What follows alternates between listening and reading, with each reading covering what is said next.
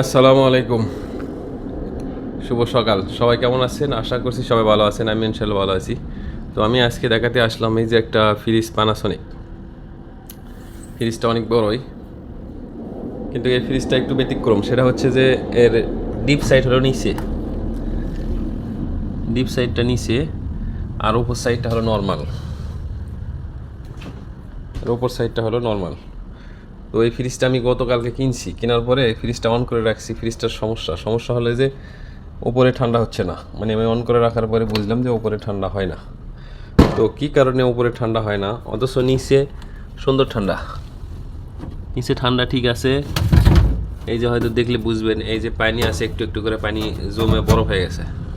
নিচে ঠান্ডা ঠিক আছে, কিন্তু ওপরে ওপরে মানে নর্মাল সাইডটায় ঠান্ডা নেই।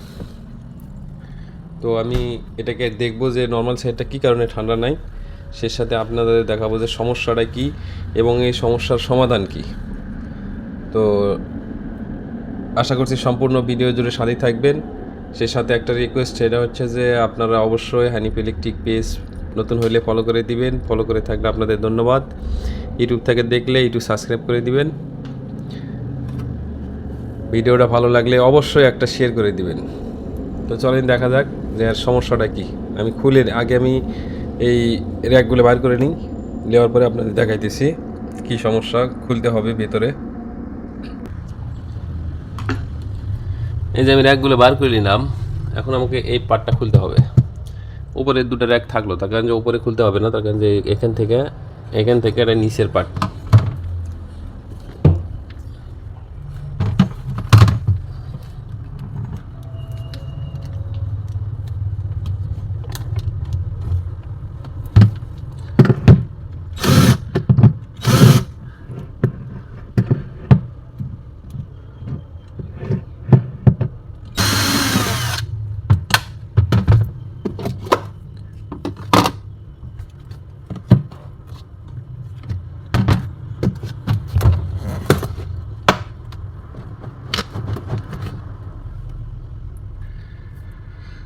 ওপরে খুলতে হবে, তাছাড়া হইবে না। তার কারণ যে ওপরেটা না খুললে এটা আসতো না।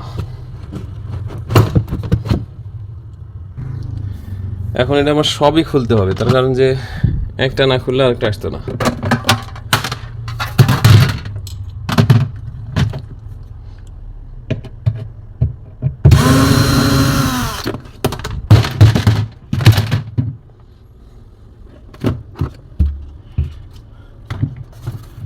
আর এখানে যে কন্ট্রোলটা থাকে, এই কন্ট্রোলটা হলো যে উপরের ঠান্ডা কম বেশি করার জন্য।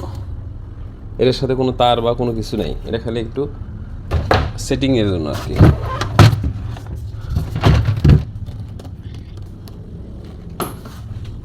তো এটা আমি খুললাম পুরোটাই।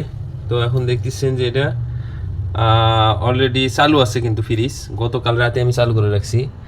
ওই যে দেখেন ফ্রিজের ভিতর সাইডটা কত সুন্দর ঠান্ডা হয়েছে, কিন্তু ফ্যানটা ঘুরতেছে না। আর মেন সমস্যা হলো যে ফ্যানটা ঘুরতেছে না, যার কারণে উপরে ঠান্ডা হচ্ছে না। তো ফ্যানটাকে পাল্টে দিতে হবে। ফ্যানটাকে আগে আমি খুলে নেই, খুলে নেওয়ার পরে দেখি ফ্যানটা আছে কি না। দোকানে থাকার কথা।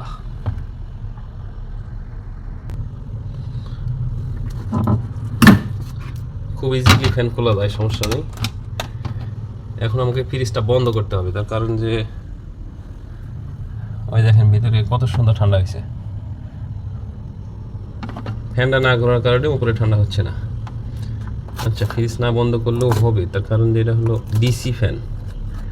ফ্যানটা হলো ডিসি, এখানে শর্ট করার কোনো সম্ভাবনা নাই।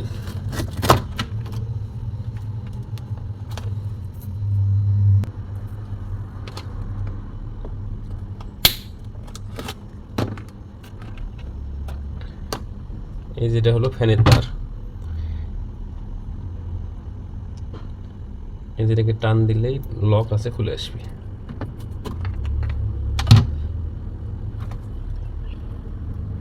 ফ্যানটা হচ্ছে 9 ভোল্ট ডিসি, 9 ভোল্ট এবং 17 অ্যাম্পিয়ার। দেখি ফ্যানটা আছে কি না আমার কাছে। তো ফ্যানটা থাকার কথা আছে। দুটো ফ্যান কিন্তু সেম না, দুটো ফ্যান আলাদা। তো ওই ফ্যানটা এখন বর্তমানে আমার কাছে নাই বলতে শেষ হয়ে গেছে। এর আগে ছিল, আর অন্য ফ্রিজে লাগাইছি।